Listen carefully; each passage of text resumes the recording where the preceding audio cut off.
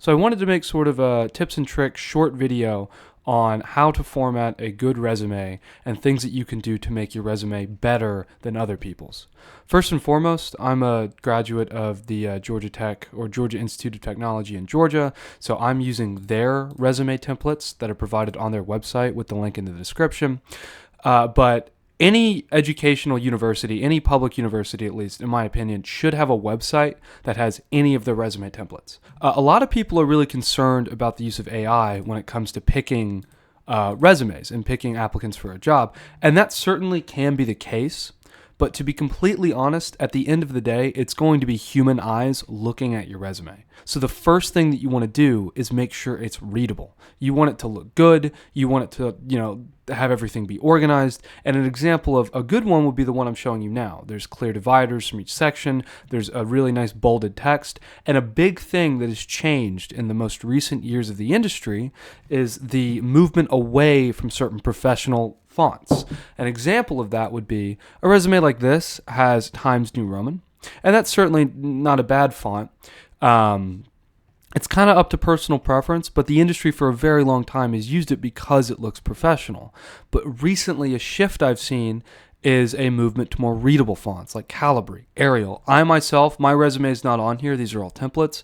But I myself use Calibri. Some friends to critique that, but I really think when you just lay your eyes on a document like this, that little bit of clarity goes a really long way. And the more that people read on your resume, the better. They're only going to read your resume because of how many applicants they have for a few seconds. So that as much as you can get across, completely the better. A second tip I'd like to have, and you can do this once you get a template, I would have at least 2 to 3 resumes. They don't have to be, completely different. They don't have to be all over the board when it comes to what's on there. They don't have to be like for different, completely different lines of work. But if I'm applying, I'm a finance major, but I have some background in computer science. If I'm applying to a computer science related role, I am not going to put some of my greatest finance related accolades on the resume.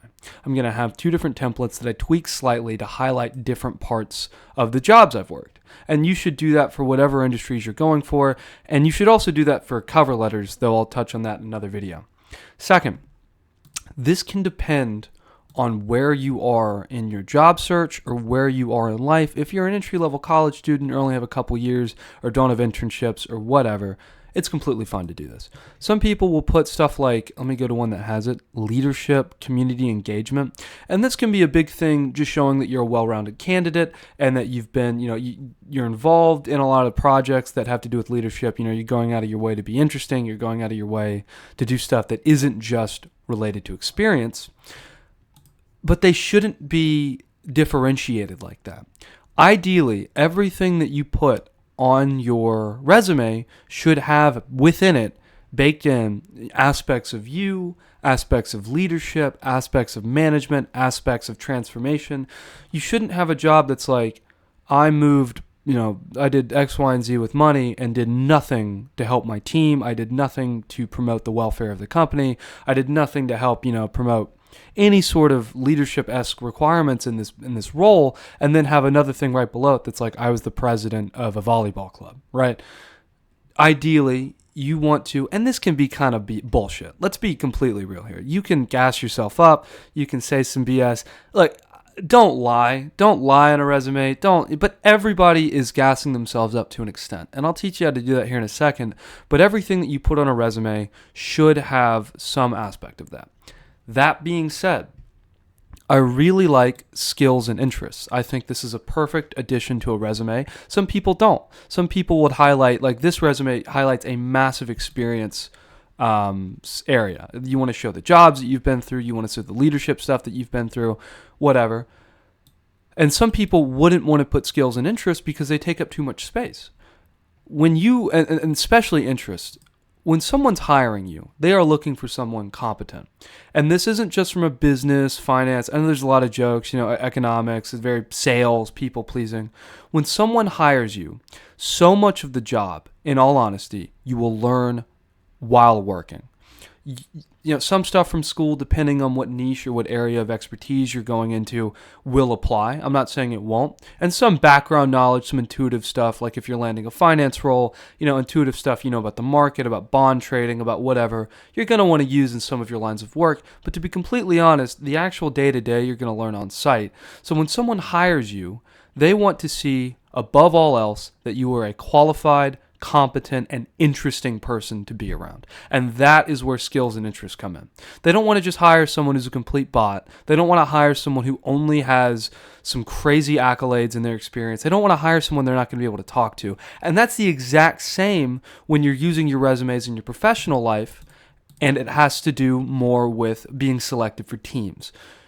The running gag is, personality hires. You're going to be selected for having fun. But as long as you are a qualified, competent, well thought out person, and you are fun to be around and you are interesting to talk to, you can learn anything on the job site. You don't have to prove that to people, okay? You don't have to sit there and prove that you have a wealth of experience in a lot of these areas. Another general tip for resumes that I've come across, and I've seen people who've never really gone to, a template or whatever to have an example in front of them, you want to fill the entire page. This goes back to just having visually appealing resumes, right? You don't even if you don't have the experience, right, or you don't have whatever, you don't want it to go about halfway down and then stop. It just doesn't look good. It looks tacky. And you could have a NASA internship or whatever on here, but if it goes to half the page and someone's only reading it for 2 seconds, they might just from that disqualify you. You are appeasing people. And people are just like us. They're not evil. They're not better. They're not the evil company man that we think they are. They're just people. They want to see someone who's well-rounded. And from a single document, you will display everything you have ever done in your life on a sheet of paper. So you want it to look good. That, honestly, before experience, before anything, a good-looking resume, something like this that has very defined text, very readable, very easy to look at. You want to fill the page horizontally and vertically, or you want to leave the same amount of white space on the right side of the page. You just want it to look good, and that's what gets people reading, and then you can start to tweak exactly what everything's doing. Secondly, overall, direct language. I'll show you a really bad example. This resume is so overcrowded that if I was a hiring official, I wouldn't know where to look. Excuse me. I mean, yeah, there's bolded text. I wouldn't even really do this. It kind of works. It kind of doesn't. I don't know. The titles are too small. There's too much information. I don't know where to look. I see some keywords, SQL, web UI, data mining, analytics intern. But if you could take the most important information from all of these subjects and put it in a format like this, where there's only 2 or 3 bullets, whatever. And yeah, beef yourself up. If there's some really interesting technical stuff, and this is a computer science related role, definitely include it. You don't just want to be like, I worked in a database. You want to use the languages. You want to show that you're competent in a handful of languages, and that you're competent in a handful of areas that really might apply to the job. And this is different for industries. Some industries have different resumes. Some industries have different organizational studies or skills. But as a general keynote, I wouldn't format a resume like this. I would definitely have something that has more strategic use of white space. And then finally, this goes toward landing an internship, landing a job in general. When it comes to actually applying what you know from a line of work, I would say the most important sections are experience and technical projects. And this is a really good thing for those of you who might not have as much college or any college experience out there, because when it comes to technical projects, they are almost always something you could technically do yourself. A coding internship, a data analytics internship. There are plenty of courses online that teach you how to use a lot of these coding languages, and it just takes the initiative to pursue some of these things. And it's not necessarily certificates that a lot of these places are looking for, but if you could build something, if you could take your coding knowledge and build something that's better than your competitors, or build something that actually does something and that you could theoretically show off in an interview, then that's huge. It shows that you actually know what you're talking about, and you have something that shows you know what you're talking about, and it's all not just something that you bullshitted your way through in a college course. The same goes for any job. Marketing. If you're going into a marketing role and you have graphic design knowledge, or you have social media account knowledge, and you want to build something like a YouTube channel, you want to build something like a project in Adobe, and you can show that in an internship, or at least be asked about it and adequately explain it. That goes a lot longer of a way, in my opinion, than just something like campus and community involvement. Like I said, if campus and community involvement shows that you're a team player, it shows that you have leadership experience, then you can theoretically bake that in to any experience or any project experience. And especially if you're going into a coding, which a lot of jobs are, or analytics, data science, technical projects, programming projects are very important. Also, honors and awards. This made me think of this right from down here. You want to highlight those at the top. You want to put any award, any scholarship, any whatever. It could be BS. It could be whatever. Not BS, but it could be something that you don't think is that special. An employer doesn't know what the hell they're looking at when they see that. They don't know what they're looking at. So when they see, you have made the dean's list for a semester, when they see that you got Zell Miller, Hope, whatever, that's really important. That's a really important thing that you can show off to people. That'll show that you're a well-rounded, qualified individual. And I know that the entire time I've been talking about BSing and whatever, you never want to lie on a resume. You don't really just want to sit there and completely BS yourself.